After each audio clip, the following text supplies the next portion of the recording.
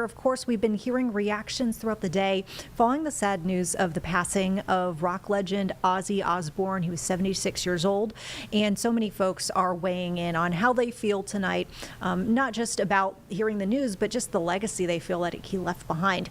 Before we dive into our interview, we wanted to kind of introduce everyone who's joining with this conversation, because we got a couple of faces here in the Live Impact News studio.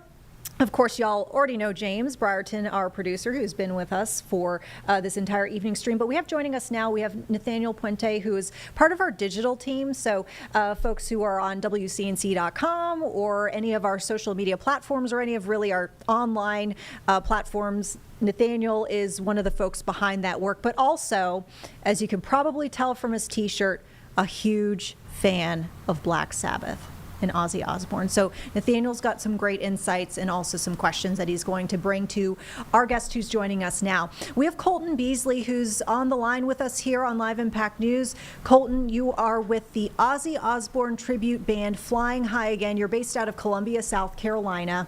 So I'll start things off here. I mean, how are you feeling tonight? What was your reaction when you found out that Ozzy Osbourne had passed away? Saddened, for sure. Yeah. I think lots of folks knew that it would be at some point coming. You know, we were sort of somewhat prepared for it by just his illness and things that have happened in the past couple months and years. But, you know, no one wants to see the day. So saddened for sure.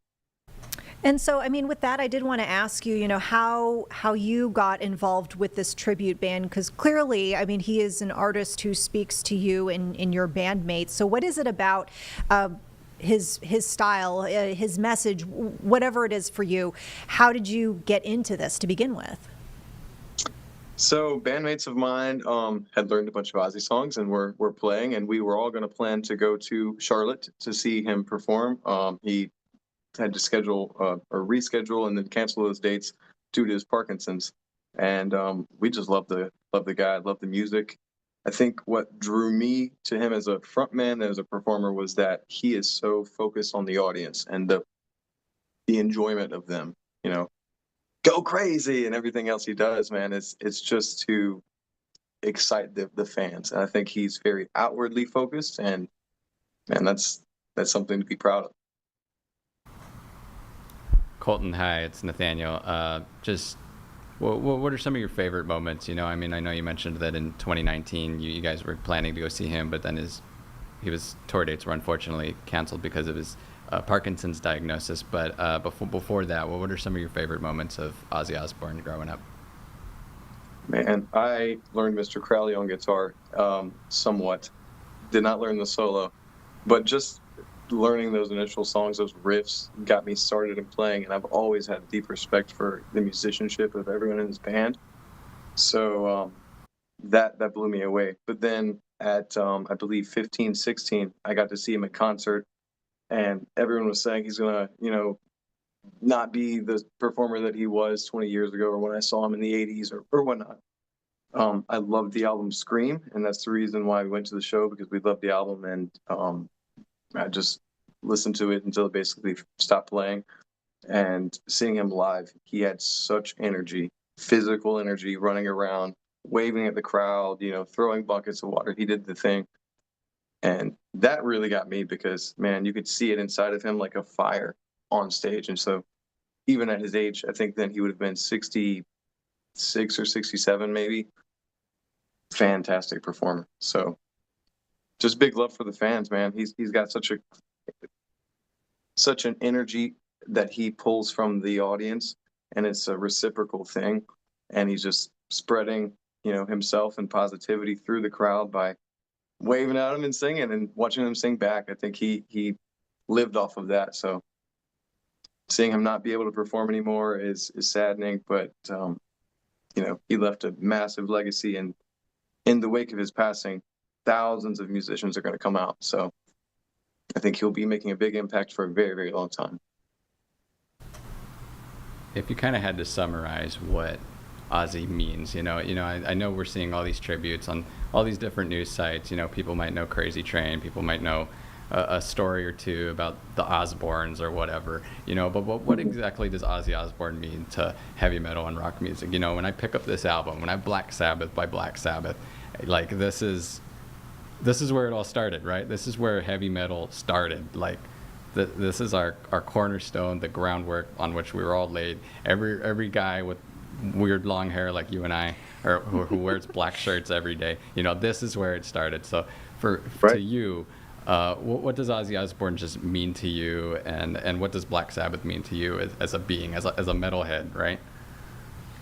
Man, I think what Ozzy means to me, and Sabbath the band too. I mean, exuberant energy, but they were just themselves in a time that there was so much other music going on, nothing like what they did. They had to be pretty fearless to put something like that out there, and not knowing how the world was going to accept it, not knowing what the crowds would do. So I think that they really had to get that grit in them, but they loved the music so much that they wanted to, and I think that's what Ozzy means to me. He just loved the music so much that he would still be performing, just a couple weeks ago, you know, even though he couldn't stand and couldn't sing as well as he might have in the past. That's what it means to me, man. Really cool. You guys are from the Carolinas. You've obviously toured across the country. Your music and performing and paying tribute to Ozzy and Black Sabbath has afforded you the ability to do that. What exactly is it as a performer that you hope people take away as trying to emulate Ozzy Osbourne?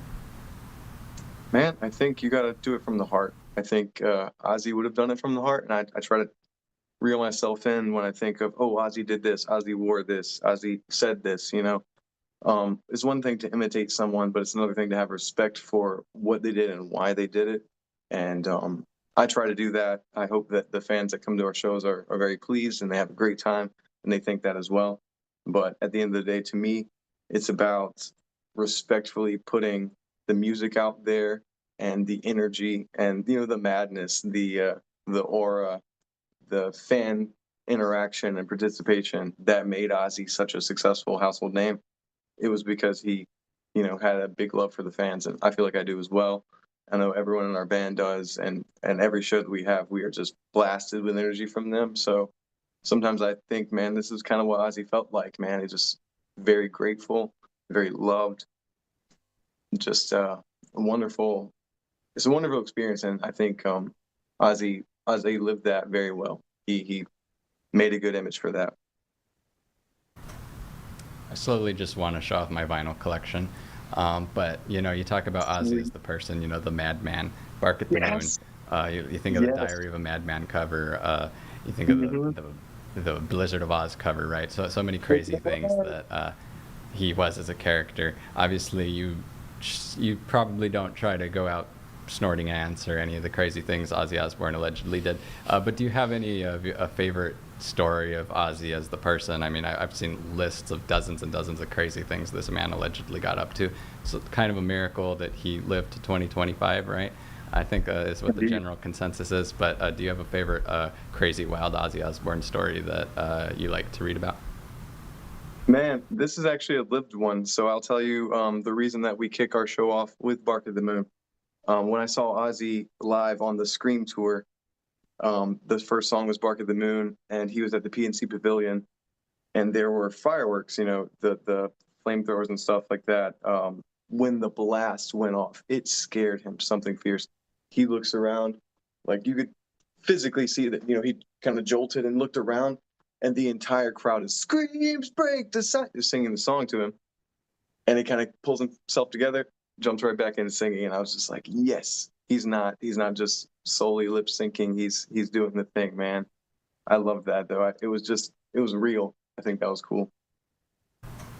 Really cool, really cool. And obviously, you're there wearing an Ozzy shirt, and you've got all the records, I'm sure, and you guys play a full set of Ozzy stuff whenever you can. But do you have any plans to do a tribute show in the near future? Or I know obviously the news just came in today, but do you think there's anything in the works of you guys paying a full big tribute to Ozzy in the Carolinas at some point?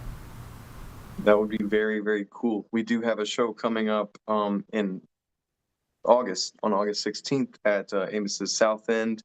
We are there with mostly crew, and we're going to plan something very special for that night. But man, any of our shows are special, and even though we've played before he was alive, and now that he's gone, kind of feels weird. At the end of every show, I'd say, let's everyone scream as loud as we can so that he can hear us all the way in England, and we all scream Ozzy forever. So it's gonna feel different for sure. Awesome, Colton. Well, I think that's just about all I had for you, unless there's anything else about Ozzy Osbourne, anything else about Flying High Again you want to get out there, kind of promote. Yeah, August 16th, man, and we've got some shows coming up. If folks want to find us, they can find us on Facebook, online, Flying High Again, and we'd love to see them at a show if they're Ozzy fans, or bring your kids, bring your grandpas, grandmas, anyone. I've seen the gamut of the entire world at the Ozzy show, so I really look forward to seeing folks.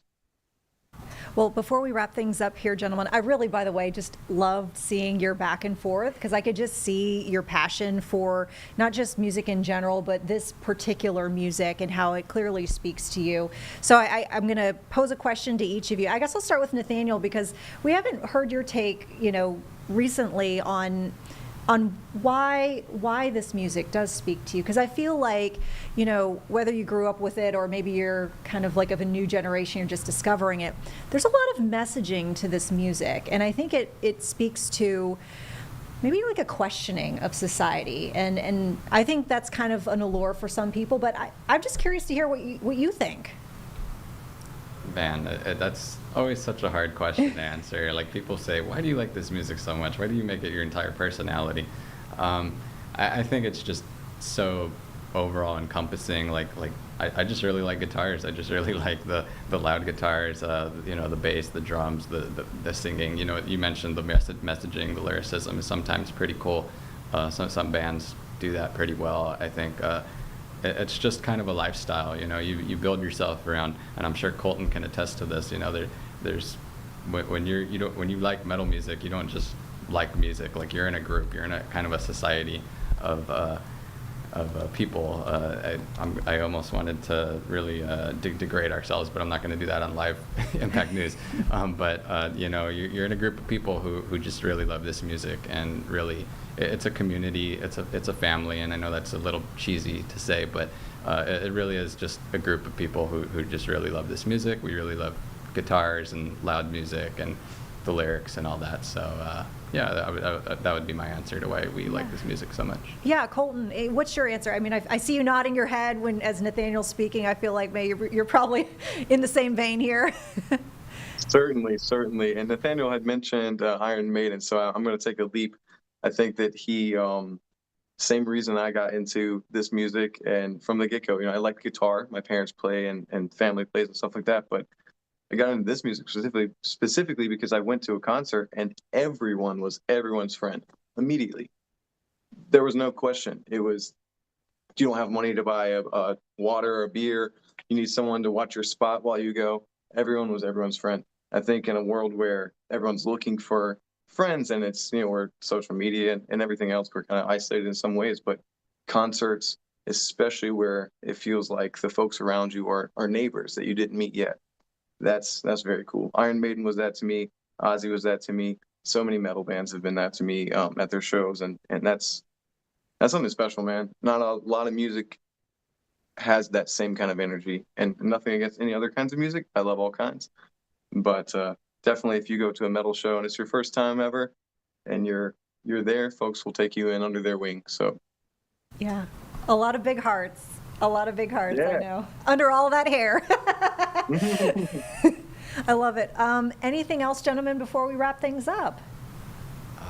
No, just love Ozzy, appreciate him. I'm just very grateful that he came into this world and did what he did, and we're going to miss him. It's a very somber day, but it's a chance to memorialize him and remember the icon. And as I said earlier today on Live Impact News, in 100 years, 200 years, we're going to remember him. Like in 2025, we look at Mozart and Beethoven and all of those people who are absolutely legendary. We're going to look at Ozzy Osbourne in the same way. Yeah. Colton, anything Certainly. from you? Can we wrap it with an Ozzy Forever on 3? 1, 2, 3. Ozzy, Ozzy forever. Thank you. Nathaniel, did you do it?